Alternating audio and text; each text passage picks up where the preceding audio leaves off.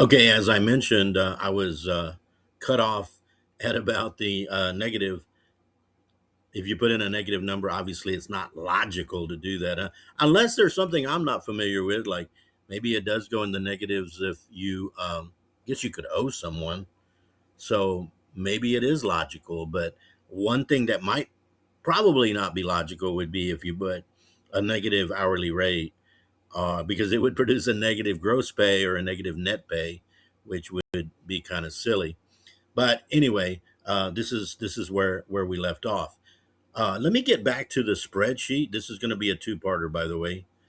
I want to get back to my notes real quick. I think I have them right here, and I apologize because I'm sharing the entire screen, and gotta make sure that it doesn't confuse everybody. But back to the notes. I gave you all this document already, but I'll probably resend it again when I send the videos. But we've done all of this. Basic formatting, I showed you the boldface. It's kind of the same thing, pretty straightforward. The currency format,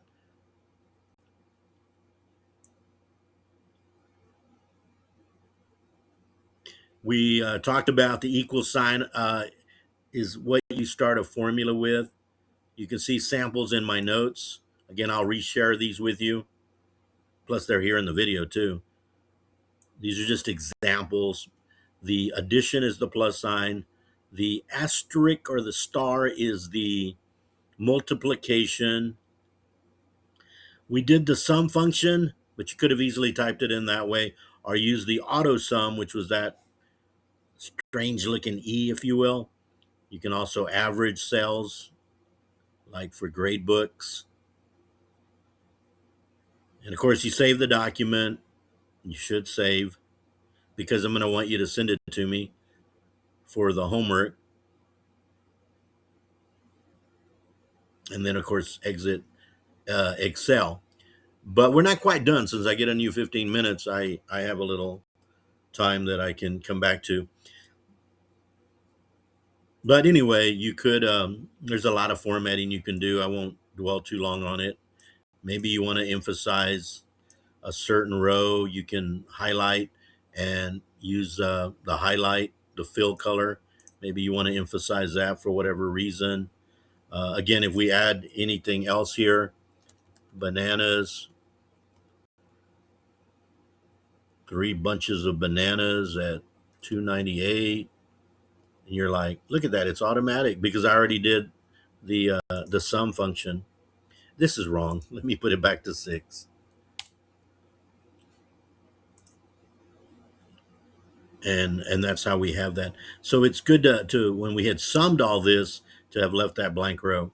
That's why I did it, because then you can add more and more.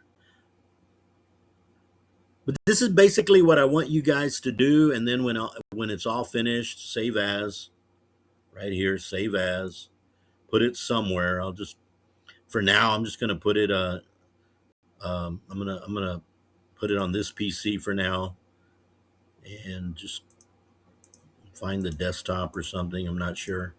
Sometimes it's easier to say browse and then just find desktop right here and give it a name. You don't want to call it book one. So this is, well, you call it whatever you want, practice, save it. And again, take that document and email it to me through an attachment. Okay. Which means go to your email, compose an email to me, and on the little paper clip, attach, go grab this file, send it to me. And that'll be a quick little tutorial on Excel. And so now what I want to do is I'm going to close this part 2 of 2. I'll send it to you later. Obviously, you would have received it by now if you're listening to me now. And I'm going to do one on a quick one. If you don't have, I'm not going to illustrate the whole thing. My Google Sheets will be very, very quick. One part, because I just want you to get an idea of putting the same information in. You're going to find out that there's a lot of similarities, and then save that one and email it to me, okay, as an attachment. So if you don't have Excel, please do it in Google Sheets. Okay, so we're going to go ahead and end this part 2 of 2 for Microsoft Excel. Thank you, guys.